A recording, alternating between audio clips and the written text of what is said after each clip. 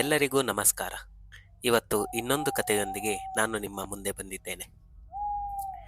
ದೆಹಲಿಯ ಎನ್ಸಿಆರ್ ಫ್ಲ್ಯಾಟ್ನಲ್ಲಿ ನಡೆದ ಭಯಾನಕ ಘಟನೆ ಇದು.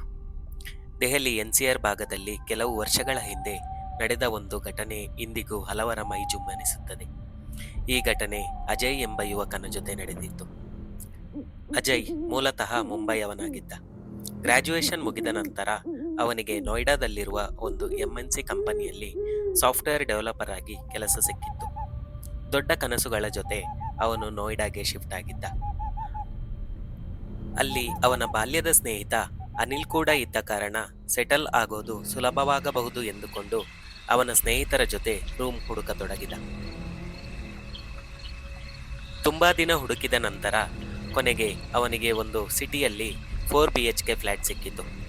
ಆ ಫ್ಲ್ಯಾಟ್ ನಂಬರ್ 303. ಆ ಫ್ಲ್ಯಾಟ್ ಓನರ್ ಆಸ್ಟ್ರೇಲಿಯಾದಲ್ಲಿ ಮಗಳ ಜೊತೆ ಇದ್ದ ಕಾರಣ ಫ್ಲ್ಯಾಟ್ ಖಾಲಿಯಾಗಿತ್ತು. ರೆಂಟ್ ಕೂಡ ಕಡಿಮೆ ಇತ್ತು. ಅಷ್ಟು ಒಳ್ಳೆಯ ಫ್ಲ್ಯಾಟ್ ರೀಸನೇಬಲ್ ರೇಟ್ಗೆ ಸಿಕ್ಕಿದ್ದಕ್ಕೆ ಅಜಯ್ ಮತ್ತು ಅವನ ಸ್ನೇಹಿತರು ತುಂಬ ಖುಷಿಪಟ್ಟಿದ್ದರು. ಆದರೆ ವಿಚಿತ್ರವೇನೆಂದರೆ ಅವರಲ್ಲಿ ಮೊದಲಿಗೆ ಆ ಫ್ಲ್ಯಾಟ್ಗೆ ಅಜಯ್ ಮಾತ್ರ ಶಿಫ್ಟ್ ಆದ. ಉಳಿದ 3 ಸ್ನೇಹಿತರು 2 ದಿನಗಳ ನಂತರ ಬರಬೇಕಿತ್ತು. ಹೀಗಾಗಿ ಮೊದಲು 2 ದಿನ ಆ ದೊಡ್ಡ ಫ್ಲ್ಯಾಟ್ನಲ್ಲಿ ಅಜಯ್ ಒಬ್ಬನೇ ಇದ್ದ. ಹೊಸ ಫ್ಲ್ಯಾಟ್ಗೆ ಬಂದ ಮೊದಲನೆಯ ದಿನ ರಾತ್ರಿ ಅಜಯ್ ಸುಮಾರು 10 ಮಲಗಿದ್ದ. ಮಧ್ಯರಾತ್ರಿ ಸುಮಾರು 2 ಗಂಟೆ ವೇಳೆಗೆ ಅವನು ಬೆಚ್ಚಿಬಿದ್ದು ಎದ್ದು ಕೂತಿದ್ದಾನೆ. ಯಾರೋ ಬಾಗಿಲನ್ನು ಬಹಳ ಜೋರಾಗಿ ತಟ್ಟುತ್ತಾ ಬಾಗಿಲು ತೆರೆ ಎಂದು ಕೂಗುತ್ತಿರುವಂತೆ ಅವನಿಗೆ ಸ್ಪಷ್ಟವಾಗಿ ಕೇಳಿಸಿತು. ಭಯದಿಂದಲೇ ಗೇಟ್ ತೆರೆದು ನೋಡಿದಾಗ ಅಲ್ಲಿ ಯಾರೂ ಇರಲಿಲ್ಲ. ಸುತ್ತಲೂ ಕೇವಲ ಮೌನ ಮಾತ್ರ ಇತ್ತು. ಮೊದಲಿಗೆ ಇದು ಅವನ ಭ್ರಮೆ ಎಂದುಕೊಂಡು ಮತ್ತೆ ಹೋಗಿ ಮಲಗಿದ. ಬೆಳಿಗ್ಗೆ ಎದ್ದು ಆಫೀಸ್ ಕೆಲಸಗಳಲ್ಲಿ ಮುಗಿದ ಅವನಿಗೆ ಆ ಘಟನೆಯ ಬಗ್ಗೆ ಹೆಚ್ಚೇನು ಯೋಚಿಸಲು ಸಮಯವಾಗಲಿಲ್ಲ. ಕೆಲವು ದಿನಗಳ ನಂತರ ಅವನ ಸ್ನೇಹಿತರು ಫ್ಲ್ಯಾಟ್ಗೆ ಬಂದು ಸೇರಿದರು. ಜೀವನ ಮತ್ತೆ ಹಳೆಯ ರೀತಿ ಸ್ಮೂತ್ ಆಗಿ ಮುಂದುವರಿಯತೊಡಗಿತು. ಆಫೀಸ್, ಮನೆ, ವೀಕೆಂಡ್ ಔಟಿಂಗ್ ಎಲ್ಲವೂ ಚೆನ್ನಾಗಿಯೇ ನಡೆಯುತ್ತಿತ್ತು. ಅಜಯ್ ಹುಟ್ಟುಹಬ್ಬದ ದಿನ ಅವನ ಅಜ್ಜಿ ಕರೆ ಮಾಡಿ ಶುಭಾಶಯ ಹೇಳಿದರು. ಮಾತಿನ ಮಧ್ಯೆ ತಾವು ಕೆಲವು ದಿನಗಳಲ್ಲಿ ಅಮರನಾಥ ಯಾತ್ರೆಗೆ ಹೋಗುವಾಗ ಮಧ್ಯದಲ್ಲಿ ನೋಯ್ಡಾಗೆ ಬಂದು ಅವನನ್ನು ಭೇಟಿ ಮಾಡುವುದಾಗಿ ತಿಳಿಸಿದರು. ಜೊತೆಗೆ ತಮ್ಮ ಸ್ನೇಹಿತೆಯೂ ಬರುತ್ತಿದ್ದಾರೆ ಎಂದು ಹೇಳಿದರು. ಬ್ಯಾಚುಲರ್ ಫ್ಲ್ಯಾಟ್ ಆಗಿದ್ದ ಕಾರಣ ಮೊದಲಿಗೆ ಅಜಯ್ ಸ್ವಲ್ಪ ಗಾಬರಿಯಾದರೂ ಅಜ್ಜಿಯನ್ನು ನೋಡಬೇಕೆಂಬ ಆಸೆಯಿಂದ ಒಪ್ಪಿಕೊಂಡಿದ್ದ. ತನ್ನ ಸ್ನೇಹಿತರನ್ನು 2 ದಿನ ಅಡ್ಜಸ್ಟ್ ಮಾಡಿಕೊಳ್ಳಲು ಹೇಳಿದ. ಅವನ ಮಾತಿನಂತೆಯೇ ಅವರು ಬೇರೆ ಕಡೆ ಶಿಫ್ಟ್ ಆಗಿದ್ದರು. ನಿಗದಿಯಾದ ದಿನ ಅಜ್ಜಿ ಮತ್ತು ಅವರ ಸ್ನೇಹಿತೆಯು ಬಂದರು. ಅವರ ಜೊತೆ ಸುಮಾರು 3 ವರ್ಷದ ಒಂದು ಚಿಕ್ಕ ಮಗು ಕೂಡ ಬಂದಿತ್ತು. ಆ ಮಗುವಿನ ಹೆಸರು ತಾರಾ. ಆದರೆ ಆಕೆಯ ವರ್ತನೆ ತುಂಬ ವಿಚಿತ್ರವಾಗಿತ್ತು. ದಿನವಿಡೀ ಅವಳು ನಗುತ್ತಿರಲಿಲ್ಲ, ಅಳುತ್ತಿರಲಿಲ್ಲ, ಆಟವಾಡುತ್ತಿರಲಿಲ್ಲ. ಕೇವಲ ಒಂದು ಗೋಡೆಯನ್ನೇ ನೋಡುತ್ತಾ ಕೂರುತ್ತಿದ್ದಳು. ಆ ದಿನ ಸಂಜೆ ಅಜಯ್ ಅಡುಗೆಗೆ ಚಿಕನ್ ಬಿರಿಯಾನಿ ಮಾಡಿದ್ದ. ಎಲ್ಲರೂ ಊಟಕ್ಕೆ ಕೂತಾಗ ಆ ಚಿಕ್ಕ ಮಗು ಅಚಾನಕ್ಕಾಗಿ ಭಯದಿಂದ ಅಳತೊಡಗಿತು ಮತ್ತು ಯಾರೂ ಇದನ್ನು ತಿನ್ನಬೇಡಿ, ನಾವು ಎಲ್ಲರೂ ಸಾಯ್ತೀವಿ, ಇಲ್ಲಿಂದ ಹೋಗೋಣ ಎಂದು ಮತ್ತೆ ಮತ್ತೆ ಹೇಳತೊಡಗಿತು. ಎಲ್ಲರೂ ಅದನ್ನು ಮಗುವಿನ ವಿಚಿತ್ರ ವರ್ತನೆ ಎಂದುಕೊಂಡು ಕಡೆಗಣಿಸಿದ್ದರು.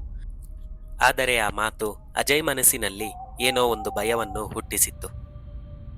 ಆ ದಿನ ರಾತ್ರಿ ಅವನು ಬೇಸರದಿಂದ ಮಲಗಲು ಹೋದ. ಮತ್ತೆ ಅದೇ ರಾತ್ರಿ ಸುಮಾರು 2 ಗಂಟೆ ಸಮಯಕ್ಕೆ ಅವನು ಮತ್ತೆ ಬಿಚ್ಚಿಬಿದ್ದು ಎದ್ದು ಕೂತ. ಅದೇ ರೀತಿ ಬಾಗಿಲು ಜೋರಾಗಿ ತಟ್ಟುವ ಶಬ್ದ. ಈ ಬಾರಿ ಅವನು ಗೇಟ್ ತೆಗೆಯಲು ಹೋದಾಗ ಯಾರೋ ಅವನನ್ನು ಕೈ ಹಿಡಿದ ಅನುಭವ ಅವನಿಗಾಯಿತು. ತಿರುಗಿ ನೋಡಿದಾಗ ಅದು ಆ ಮಗು ತಾರಾ. ಅವಳು ತುಂಬ ಮೃದು ಧ್ವನಿಯಲ್ಲಿ, ತೆಗೆಯಬೇಡ ಅಣ್ಣ, ಅವನು ನಿನ್ನನ್ನು ಕರೆದೊಯ್ಯಲು ಬಂದಿದ್ದಾನೆ ಎಂದು ಹೇಳಿದಳು. ಆ ಮಾತು ಕೇಳಿ ಅಜಯ್ ನಡುಗಿ ಹೋಗಿದ್ದ. ತಕ್ಷಣ ಅಜ್ಜಿಯನ್ನು ಕರೆಯಲು ಹೋದ. ಆದರೆ ಅಲ್ಲಿ ಕಂಡ ದೃಶ್ಯ ಅವನನ್ನು ಇನ್ನೂ ಭಯ ಬೀಳಿಸಿತ್ತು. ಅಜ್ಜಿ ಮತ್ತು ಅವನ ಸ್ನೇಹಿತೆ ಇಬ್ಬರು ಕಣ್ಣು ತೆರೆದು ಕುಳಿತಿದ್ದರು. ಅವರ ಮುಖದಲ್ಲಿ ಯಾವುದೇ ಸಹಜ ಭಾವನೆ ಇರಲಿಲ್ಲ. ಅವರು ಅವನನ್ನು ನೋಡುತ್ತಾ, ಗೇಟ್ ತೆರೆ, ಅವನು ಬಂದಿದ್ದಾನೆ ನಿನ್ನನ್ನು ನಮ್ಮ ಜೊತೆ ಕರೆದೊಯ್ಯಲು ಎಂದು ಹೇಳಿದರು. ಅಜಯ್ಗೆ ಅದು ಕನಸೋ ನಿಜವೋ ಎಂದು ಅರ್ಥವಾಗದೇ ಹೋಯಿತು. ಅವನು ಹೆದರಿ ಹಿಂದೆ ಸರಿದ. ಆಗ ಪಕ್ಕಕ್ಕೆ ಕಣ್ಣು ಹಾಯಿಸಿದಾಗ ಆ ಚಿಕ್ಕ ಮಗು ಗಾಳಿಯಲ್ಲಿ ತೇಲುತ್ತಿರುವಂತೆ ಅವನಿಗೆ ಕಾಣಿಸಿತು. ಅಜ್ಜಿ ನಿಧಾನವಾಗಿ ಅವನತ್ತ ಬರತೊಡಗಿದಾಗ ಅವನು ಗಾಬರಿಯಲ್ಲಿ ಡೋರ್ ಹಾಕಿ ತನ್ನ ರೂಮಿನೊಳಗೆ ಓಡಿ ಹೋದ. ಅದೇ ಸಮಯಕ್ಕೆ ಅವನ ಫೋನ್ ನಿರಂತರವಾಗಿ ರಿಂಗ್ ಆಗತೊಡಗಿತು. ಅದು ಅವನ ತಾಯಿಯಿಂದ ಬಂದ ಕಾಲ್.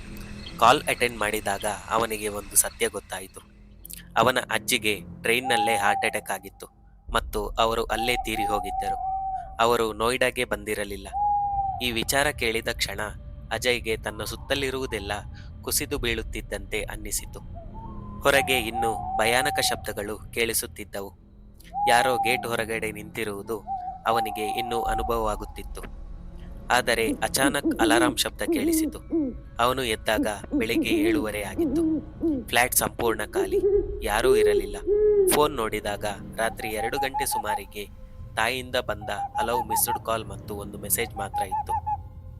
ಆ ಮೆಸೇಜ್ನಲ್ಲಿ ಈ ರೀತಿ ಬರೆದಿತ್ತು: ಅಜಯ್, ಅಜ್ಜಿ ಇಲ್ಲ, ಅವರು ಟ್ರೈನ್ನಲ್ಲೇ ಹಾರ್ಟ್ ಅಟ್ಯಾಕ್ ಆಗಿ ತೀರಿ ಹೋದರು ಎಂದು. ಅವನು ನೋಡಿದ್ದು ನಿಜವಾಗಿಯೂ ನಡೆದಿತ್ತ ಅಥವಾ ಆಘಾತದಿಂದ ಬಂದದ್ದು ಸ್ವಪ್ನವ ಎಂದು ಅಜಯ್ಗೆ ಇಂದಿಗೂ ತಿಳಿದಿಲ್ಲ. ಆದರೆ ಆ ಘಟನೆಯ ನಂತರ ಅವನು ಆ ಫ್ಲ್ಯಾಟ್ ಬದಲಾಯಿಸಿದ್ದಾನೆ. ಫ್ಲ್ಯಾಟ್ ಬದಲಾಗಿರಬಹುದು, ನಗರ ಬದಲಾಗಿರಬಹುದು, ಜೀವನ ಮುಂದಕ್ಕೆ ಹೋಗಿರಬಹುದು. ಆದರೆ ಆ ರಾತ್ರಿ ಕಂಡದ್ದು ಅಥವಾ ರಾತ್ರಿ ಕಂಡಂತಾದದ್ದು ಅವನು ಯಾವತ್ತೂ ಮರೆಯಲಿಲ್ಲ. ಇದು ಅಜಯ್ಯ ಕಥೆಯಾಗಿತ್ತು. ಈ ಕತೆ ನಿಮಗೆ ಇಷ್ಟವಾಗಿದ್ದಲ್ಲಿ ಒಂದು ಲೈಕ್ ಮಾಡಿ. ಇಂತಹ ಕಥೆಗಳಿಗಾಗಿ ನಮ್ಮ ಚಾನಲನ್ನು ಸಬ್ಸ್ಕ್ರೈಬ್ ಮಾಡಿಕೊಳ್ಳಿ.